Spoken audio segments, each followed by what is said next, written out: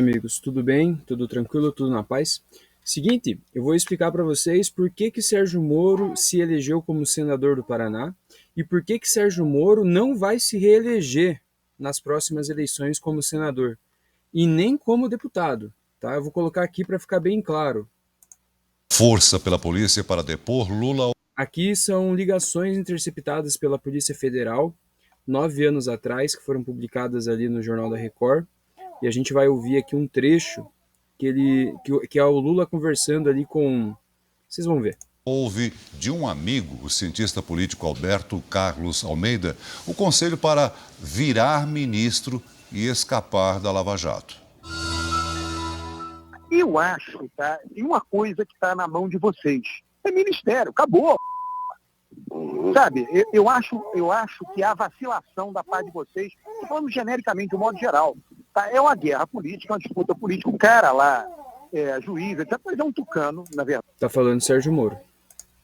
Vai que esse cara é maluco e ousado o suficiente para tomar uma decisão nessa direção. Você tem uma coisa na tua mão hoje. Então, mas deixa eu te falar uma coisa. Eu até acho que ele deve fazer para ver o que acontece. Tá falando que o Sérgio Moro deve investigar ele para ver o que acontece. Porque, veja, eu estou vivendo uma situação de anormalidade, ou seja, esses caras podem investigar minha conta na casa do... Eles não vão encontrar um centavo. Esses caras sabem que eu não tenho apartamento, esses caras sabem que eu não tenho a chácara. Agora você tem uma coisa na tua mão. Você, o PT, a Dilma, faz isso e você vai ter porrada, vão criticar. Daí, né? Numa boa. Aí você resolve um outro problema, entendeu? Que é o problema da governabilidade. Você e Dilma, um depende do outro. Exatamente no dia em que foi levado para depor na polícia. Você viu que interessante ali que ele fala que realmente podem investigar ele, que não vão achar nada. Interessante isso, né? Federal em São Paulo, Lula recebeu um telefonema de apoio da presidente Dilma Rousseff. Reclama do espetáculo e considera exagero as decisões tomadas em Curitiba. É um espetáculo de pirotecnia sem precedentes, querida. É o seguinte, eles estão convencidos que com a imprensa chefiando, sabe, qualquer processo investigatório, eles conseguem refundar a República. Nós temos uma Suprema Corte totalmente acovardada, nós temos um Superior Tribunal de Justiça totalmente acovardado, um parlamento totalmente acovardado, somente nos últimos tempos é que o PT e o PCdoB começaram a acordar e começaram a brigar. Nós temos um presidente da Câmara, um presidente do Senado, não sei quanto parlamentar ameaçado, sabe? E fica todo mundo no compasso de que vai acontecer um milagre e vai todo mundo se salvar. Eu sinceramente, estou assustado com a República de Curitiba. Porque a partir de um juiz da primeira instância, tudo pode acontecer nesse país. Bom, então aí você vê que Curitiba tinha um certo protagonismo, né? Mas aqui vem, com chave de ouro, o motivo do Sérgio Moro ser eleito. Acreditávamos nós que ele estaria fazendo algo positivo para o Brasil. Porque veja só a delação do Antônio Palocci, a delação premiada. A Operação Lava Jato. Foi uma relação bastante intensa, bastante movida a vantagens dirigidas à empresa, a propinas pagas pela Odebrecht para agentes públicos, em forma de doação de campanha, em forma de benefícios pessoais, em formas de Caixa 1, Caixa 2. E esse foi... O benefício pessoal seria o sítio em Atibaia. Foi um episódio desse conjunto de práticas que envolveu esta empresa em relação ao governo do ex-presidente Lula e da ex-presidente Dilma. O doutor Emílio Odebrecht fez uma espécie de pacto de sangue com o presidente Lula. Ele procurou o presidente Lula nos últimos dias do seu mandato e levou um pacote de propinas para o presidente Lula. Pronto. Isso aqui que eu precisava. Então, foi levado um pacote de propina para o presidente Lula. Que envolvia esse terreno do Instituto, que já estava comprado, e o seu Emílio apresentou ao presidente Lula, o sítio para uso da família do presidente Lula, que ele já tinha feito, já estava fazendo a reforma em fase final, e ele disse ao presidente Lula que o sítio já estava pronto. E também disse ao presidente Lula que ele tinha à disposição dele para o próximo período, para ele fazer as atividades políticas dele, 300 milhões de reais. Bom, então aqui vocês observem que tinha uma delação, na mesma pegada da delação do Cid Moura contra o Bolsonaro, tinha uma delação que realmente incriminava o Lula, dizendo que ele recebeu um pacote de propina, ele recebeu como propina aquela questão do sítio em Atibaia, reforma e apartamento. Então, a imprensa jogou a favor do Sérgio Moro, jogou a favor da condenação do Lula. E nós, pensando que estávamos votando em alguém que poderia fazer a diferença para o nosso país, votamos no Sérgio Moro. Mas não pela maldade, mas sim porque fomos enganados. E agora que eu vou mostrar o porquê que o Sérgio Moro não será reeleito aqui no nosso estado. Pode ter certeza. Aqui respeitosamente, né, ao ministro Vinícius, foi que sim, a equipe da CGU tem um mérito, ministro, fez o seu trabalho, mas a crítica de que não houve a interrupção imediata do desconto dos benefícios e, do outro lado, não houve igualmente ali uma comunicação de alto nível que deveria haver dentro do governo, porque, na minha opinião, o ministro nomeado Carlos Lupe pelo governo Lula deveria estar sendo investigado também. Você veja, ele foi ministro da Justiça do Bolsonaro. Pelos órgãos administrativos e pelo Ministério Público, porque foi escolha dele que trouxe para si a responsabilidade de nomear o Stefanuto, que trouxe para si a responsabilidade de nomear o Virgílio Oliveira e o André Fidelis. E essas pessoas foram comunicadas pela CGU para tomar providências e nada fizeram. Então não adianta aqui levantar uma cortina de fumaça e negar os fatos. A própria CGU admite que a escalada exponencial se deu a partir de 2023. A própria CGU admite que os indicativos de pagamento de suborno são para os altos funcionários nomeados pelo governo Lula. Depois foram afastados? Sim, quando o escândalo atingiu os jornais e era inevitável esse afastamento pelos indícios veementes. Mas a conivência, até então, é do governo Lula. A responsabilidade pela nomeação desses indivíduos é do governo Lula. Não adianta dizer nada. Não adianta colocar aqui o vídeo daquele episódio também, que não tem nada a ver com esse assunto. Nós tivemos ali, durante o meu período de gestão... Está falando do vídeo que a Soraya colocou. Do Ministério da Justiça, ampla autonomia de todos os órgãos relacionados ao Ministério da Justiça. Depois que eu saí... Está falando que ele teve autonomia, mas tem o vídeo que a Soraya mostra, ele mesmo fala que não tinha autonomia. Então dá para acreditar num cara desse? Aí não respondo por mais nada. O senhor poderia afirmar, então, que esse processo todo que nós vivemos hoje foi herdado pelo governo de Bolsonaro e foi desarticulado pela gestão que Vossa Excelência está à frente no governo de Lula? É possível afirmar? A CGU não tem dúvida alguma de que esses problemas existiam no governo anterior, existiram e adentraram nesse atual governo. Isso acho que é uma discussão que não é possível de se fazer, né? Enfim, é óbvio que isso é verdade. Agora, fomos nós que, de fato, investigamos e acabamos com o esquema. Alguém já te contou uma parada que você falou? Agora aqui... Senhor ministro, não vamos dourar a pílula aqui. 3 nomes: Alessandro Stefanuto, André Fidelis, Virgílio Oliveira. Todos eles foram guindados à posição de comando máximo do INSS desses setores envolvidos durante o governo Lula. Em relação a esses 3 indivíduos, há indícios veementes de pagamento de suborno. E durante o período de gestão deles, já no governo Lula, houve essa grande escalada dos descontos fraudulentos do INSS. Ao que me consta, e Vossa Excelência pode responder depois, não existem indícios de pagamento de suborno para agentes do INSS, pelo menos não na posição de comando, anteriormente nos governos anteriores. Claro que se tiver, que paguem, que sejam todos presos. Mas as provas hoje apontam para esses 3 indivíduos com a participação central. É possível dizer que o governo Lula colocou uma quadrilha no comando do INSS. Como foi, repetindo até um padrão anterior, colocou uma quadrilha no comando da Petrobras, que gerou o escândalo do Petrolão.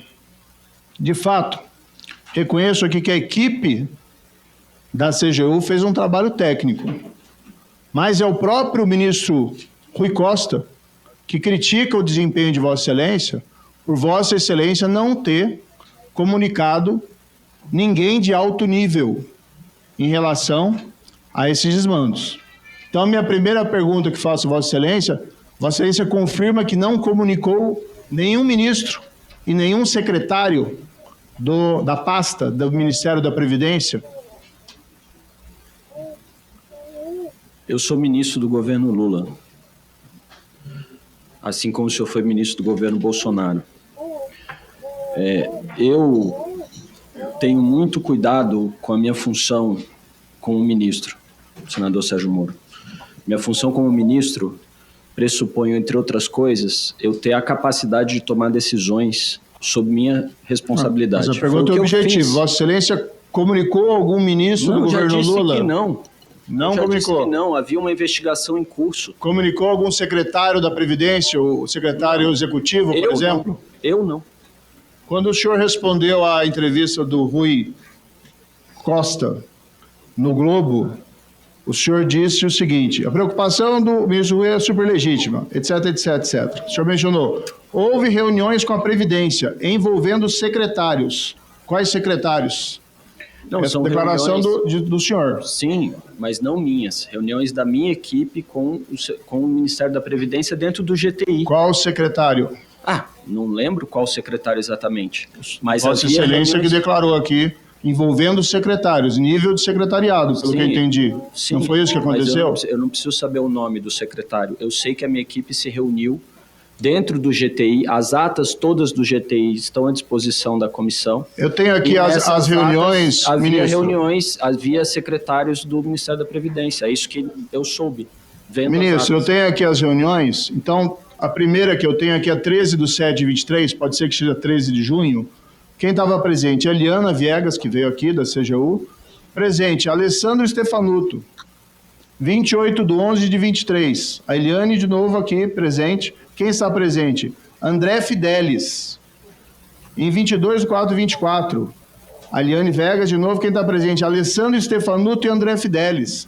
Então, a CGU estava comunicando, basicamente, que vamos fazer uma metáfora aqui, que o INSS estaria desprotegido, como se fosse ali, vamos pôr um galinheiro, mas estava comunicando aos ladrões, estava comunicando às raposas que havia um problema de descontos e fraudes em benefícios. Então é evidente que essas reuniões, essas comunicações feitas ao INSS não iam surtir efeito. E veio aqui a servidora muito competente e zelosa do CGU e falou desalentada que eu comunicava, ela dizia, eu comunicava e eles não faziam nada. Por quê? Porque a CGU estava fazendo a comunicação aos ladrões do INSS que foram colocados ali pelo governo Lula.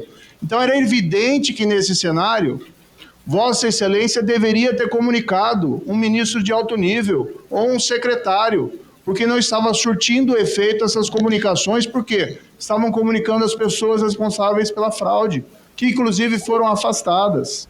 Agora, me espanta uma pessoa com a sua experiência não ter tido essa percepção, porque, claro, você não pode comunicar que havia ali uma investigação da Polícia Federal sobre esse assunto, mas Vossa Excelência comunicar o Ministério, o ministro Rui Costa, ou procurar o ministro Carlos Lupe e dizer para ele, ministro, nós estamos com um problema sério do INSS, desses descontos, a minha equipe técnica está procurando os técnicos do Ministério, nós estamos comunicando e não está fazendo nada.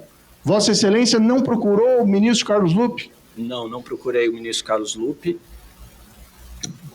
entre outras coisas, porque a minha equipe estava comunicando aos ladrões do INSS que estava havendo um roubo. E claro que eles não iam tomar nenhuma providência. Vai deixar eu falar? Não, se me pode fez uma falar, pergunta, não vai deixar eu falar? Foi feita uma comunicação dentro de um contexto desse GTI, A minha equipe, infelizmente, não tinha como saber que aquelas pessoas podiam estar sendo envolvidas no ilícito, ou podiam estar envolvidas no ilícito. Elas estavam fazendo reuniões com diretores do INSS, pessoas que tinham o poder e autoridade para resolver questões dentro do INSS. A minha equipe ia fazer reunião com quem? Fez reunião com essas pessoas. E não tomaram providências. Mas eles não comunicaram a Vossa Excelência que não foram tomadas providências? Vossa Excelência mesmo tinha essa percepção, que olha, durante todo o ano de 24, Vossa Excelência mencionou que foi comunicado em janeiro de 24. A CGU esperando uma providência do INSS, o INSS não fez nada. E Vossa Excelência não procurou sequer o ministro Carlos Lupe para informar que estava havendo um problema. E desculpe, ministro, em 2011, Vossa Excelência estava no governo Dilma, não estava? O senhor sabe as circunstâncias que o ministro Carlos Lupe deixou o governo Dilma, com suspeita de corrupção. Vossa Excelência não imaginou em algum momento que poderia ter um comprometimento do próprio ministro, que aliás indicou... E a sua sugestão é que eu falasse com ele, é isso? Que tomar providências, ministro. A sua sugestão é que eu falasse com ele. Então eu falasse com o Rui Costa. O que não pode é essa atuação puramente burocrática de Vossa Excelência, confiando que a sua equipe, comunicando os ladrões do INSS, quem estava lá dentro, ia tomar providência, porque não tomaram. E, de fato, a equipe fez um trabalho investigativo, que merece elogios, mas a percepção, que não é nossa apenas aqui, do próprio Rui Costa, é que Vossa Excelência deveria ter feito uma comunicação em alto nível, e Vossa Excelência não fez. E isso que nós queremos entender por quê. Dizer que tinha investigação da Polícia Federal não é justificativa, porque ninguém está pedindo para o senhor revelar que tem investigação ou detalhes da investigação, mas procurar os colegas do Ministério, procurar o presidente Lula e afirmar que havia um problema que não estava sendo resolvido, essa era a sua responsabilidade, da decisão de alto nível do Ministério. E Vossa Excelência não fez isso. E me surpreende que o senhor queira aqui justificar que estava tudo bem, que não era sua atribuição fazer isso. A responsabilidade é do ministro para fazer isso. Como é que o senhor, ministro, pode justificar essa sua omissão durante mais de um ano, enquanto os benefícios continuaram sendo descontados? E mais ainda, houve um acréscimo do volume dos descontos e dos beneficiários. Vossa Excelência não entende que tem uma responsabilidade, que Vossa Excelência falhou na condução desse trabalho, que, aliás, é a afirmação do próprio ministro Rui Costa, que ninguém está acusando aqui de ser da oposição. O senhor que está dizendo que é a afirmação do ministro Rui Costa. Não, está da declaração da entrevista dele. O ministro Rui Costa achava que esse problema deveria ter sido resolvido e ele foi resolvido com operação conjunta com a Polícia Federal. Esse trabalho que a CGU desenvolveu com a Polícia Federal, senador Sérgio Moro, é um trabalho que podia ter sido desenvolvido durante a sua gestão como ministro da Justiça, porque o senhor também recebeu denúncia sobre isso. Ministro, quando eu recebi essa notícia, o presidente do INSS... Infelizmente, o senhor não encaminhou para a Polícia Federal nem para a CGU. Ministro... Esse é o fato. Nós investigamos e fizemos o nosso trabalho. Não é querer falar, mas o Sérgio Moro colocou o cara contra a parede, mas levou uma invertida forte, hein? É isso que aconteceu durante a minha gestão na CGU.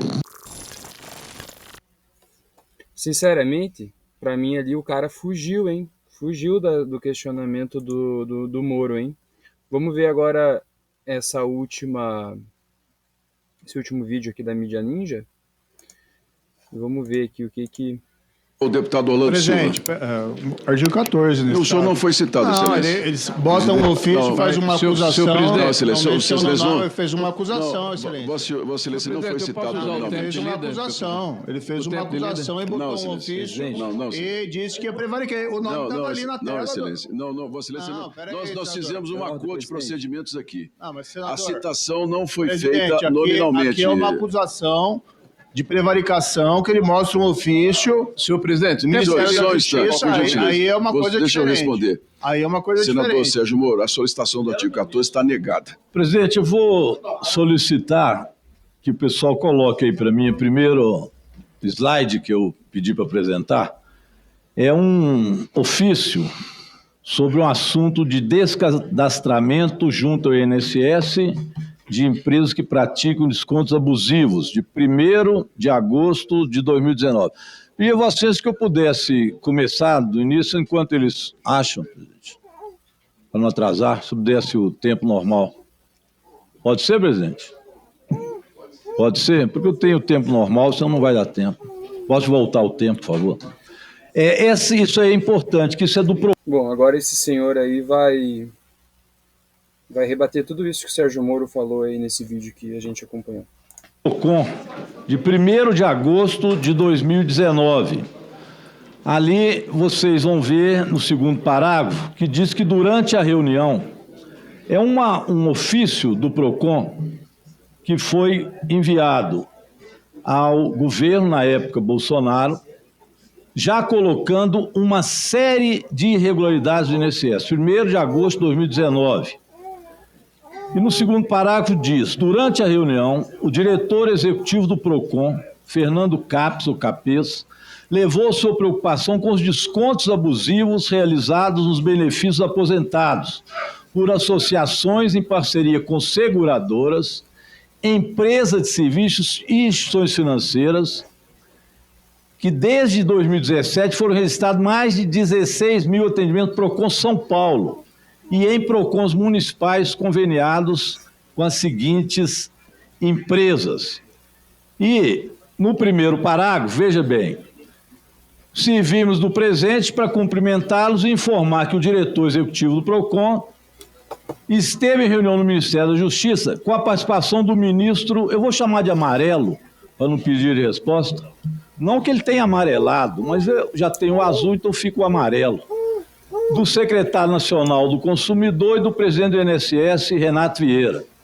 E ali embaixo... O Sérgio Moro, né? Foi informado. Deputada, se Vossa Excelência prestar atenção, tem ali algumas entidades e clubes de serviços que eu quero ressaltar. Eu vou começar lá embaixo, na penúltima, com a Sabem Seguradora. Eu peço atenção ao relator que possa olhar que essa Sabem Seguradora está no RIF do Careca, viu? Ela já foi denunciada em 1º de agosto de 2019. Ela está no RIF do Careca, lá na frente. Ou seja, ela continuou atuando, essa Sabem aí, e foi dar no Careca. O último aí, ANAPS, Associação Nacional do Aposentado e Pensionista de Previdência Social, que depois virou a ABRAPS. É dessas que disseram, nós interrompemos o serviço dela, mas ela voltou 3 meses depois com outro nome. E olha aquela ali, Sudamérica Clube de Serviço, Sudamérica Vida Corretora de Seguros. Eu pediria que passasse um vídeo, que eu quero chamar a atenção dessa Sudamérica, denunciada em 1º de agosto. Eu quero dizer que 1º de agosto não fizeram nada. Nem ministro foi na Polícia Federal. No geral, todo mundo gosta das Lamborghinis. Eu tenho duas. Só um minuto. Espera aí. Não entregaram à Polícia Federal nada, não foram à Controladoria Geral da União. Devem ter avisado ao presidente Bolsonaro, será? Não sei. É possível que tenha. Mas, enfim, prevaricaram, demorou não, nunca agiu neste período quem estava lá no Ministério e recebeu essa denúncia do PROCON de São Paulo. E olha, as empresas estavam lá. Vamos ver agora a imagem dessa aí, da Sabem Seguradora. Vamos lá. Sabe por que o Sérgio Moro atacou tanto?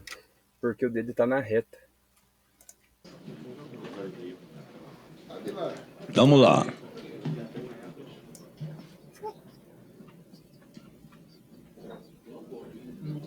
No geral, todo mundo gosta das Lamborghinis. Eu tenho duas. Hoje é a maior embarcação que navega, acho que é do sul aqui, né? Aqui do Brasil é a minha embarcação, o máximo, tem 100 peças. Lamborghinis, avião particular, iate. Esse é Luciano Fracaro, um empresário paranaense condenado por liderar uma organização criminosa que lesava idosos. Nos últimos anos, os negócios de Fracaro receberam um empurrãozinho de um importante político do Centrão, o deputado federal Ricardo Barros. Barros é um dos principais nomes do PP. Adivinhe, votou a favor da PEC da blindagem. Foi líder do governo Bolsonaro na Câmara e ministro da Saúde de Michel Temer. Desde 2020... Nossa, o cara é pouca bosta, hein? 2022, Barros faz lobby em Brasília para uma das empresas de Fracaro, a financeira Sudacred. A Sudacred surgiu em 2021, mesmo ano em que o Banco Central mudou as regras do débito automático. A partir de então, empresas financeiras puderam fazer débitos automáticos em contas de grandes bancos sem que eles pedissem autorização dos clientes. Foi o que aconteceu com a Sudacred. Assim que foi criada, a financeira começou a fazer débitos automáticos de seguros vendidos por outras empresas do grupo de Fracaro. Uma delas é a seguradora Sudaseg. Nos últimos 4 anos, a venda de seguros da Sudaseg disparou, mas o pagamento de sinistros caiu. A cada R$100 recebidos em apólices, menos de R$3 foram pagos em sinistros. A média do mercado é de R$42. São indícios de cobranças indevidas. Os débitos automáticos da Sudacred geraram reclamações. Clientes dos bancos, principalmente aposentados do INSS, diziam não ter contratado seguro nenhum. Então, alguns bancos estudaram fazer algo a respeito. Mas o UOL descobriu que Ricardo Barros solicitou e participou de reuniões no Banco Central, na Caixa e no Banco do Brasil para tentar impedir que os bancos bloqueassem os débitos automáticos da Sudacred. Já na Justiça, as empresas estão sendo condenadas. No ano passado, a Justiça de São Paulo determinou que a Sudacred e outras empresas do grupo de Fracaro pagassem R$1,5 milhão em danos morais coletivos. Fracaro também foi condenado em 2023 por liderar uma organização criminosa que fazia descontos de idosos do Distrito Federal. Ele recorreu e aguarda julgamento. Em todos os casos, a maioria das vítimas são aposentados. R$1. Com apenas R$1 você já começa a se divertir na UX20. E tem mais. Você sabia que Roberto Barros ser deputado.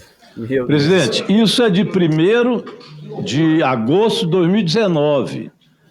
Será que se tivesse sido feita alguma coisa, ministros que tiveram acesso, estiveram na reunião que isso foi colocado, tivesse feito alguma coisa, por exemplo, feito como a CGU fez, indo à Polícia Federal e pedido para investigar, será que nós teríamos ainda essa Sabem junto com o Careca? Será que teríamos esse Fracaro, que depois fomos ver, tinha ligação com o líder do governo Bolsonaro na Câmara de Deputados? Deputado federal do Paraná, Ricardo Barros. Não esse senhor, que era líder do governo, um dos maiores pilantras que votou a favor da PEC da bandidagem, PEC da pilantragem. Será que se aqueles que sabiam foram até o Jair Bolsonaro, entregaram o documento, será que todos esses tivessem de fato agido, como agiu a CGU agora, que alguns dizem que foi mole, foi atrasado. Mas imagina, estes que não fizeram nada foram atrasados ou prevaricaram? Vamos ver se prevaricaram. Eu penso que sim. Um ministro que não vai à Polícia Federal depois de saber disso. E olha o resultado. Milhões, bilhões de reais. Mais de 6 bilhões de reais. Podia ter acabado, quem sabe, a partir de 1979. Portanto, 1989. Não é isso? Poderia ter acabado. Mas não. Isso veio como uma quadrilha no interior do INSS. Isso me parece óbvio. Por isso eu não gosto que coloque o eu falei 2019, eu estou lá atrás, né, presidente? 2019. A partir de 2019, imagina, se isso tivesse sido feito, nós não teríamos progredido ao que se progrediu. Mas tem mais. Como nada foi feito, essa quadrilha foi, e ela foi descoberta agora. E descoberta a quadrilha, ou pelo menos ela agora, colocada sobre a investigação da Polícia Federal e da Controladoria Geral da União, descoberta foi antes, mas colocada agora sob investigação, essa quadrilha acabou. O presidente Lula determinou que nada mais fosse descontado das associações dos aposentados. A pergunta que eu vou fazer depois, para que possa em seguida me falar, o doutor Vinícius, é como que está o processo de devolução desse recurso dos aposentados que foi roubado. Isso foi uma vitória. A vitória de todos nós. A vitória não é só do governo do presidente Lula, de todos que fizeram denúncia, acusaram, etc. Foi uma vitória importante, mas está sendo feita, precisa reconhecer isso.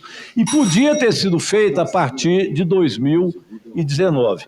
Presidente, eu só queria, não vai dar tempo de falar tudo, mas dizer que a primeira reunião de 30 de julho de 2020, do tal grupo de trabalho que tinha na época Onyx Lorenzoni como ministro, do grupo de trabalho interministerial que estava trabalhando e trabalhou até 2024, 2025, e a primeira reunião de 30 de julho de 2020, eu estou com a ata dela, e ali já se faziam as denúncias desde aquela época, 2020. Portanto, isso veio enrolando, até agora, até ser feita alguma coisa. Então, realmente, quando as pessoas querem esquecer o passado, eu não sei se são negacionistas da história, se são desmemoriados ou se são cara de pau mesmo. Muito obrigado. É isso aí, meus amigos. Então você vê, né, Sérgio Moro, ele ganhou um crédito muito forte aqui na capital e no Paraná, porque estava realmente combatendo, que nem a gente viu aqui, né, a delação premiada do Palocci, que era ministro do Lula, dizendo que a Odebrecht e que o Lula recebeu pacotes de dinheiro de propina, né?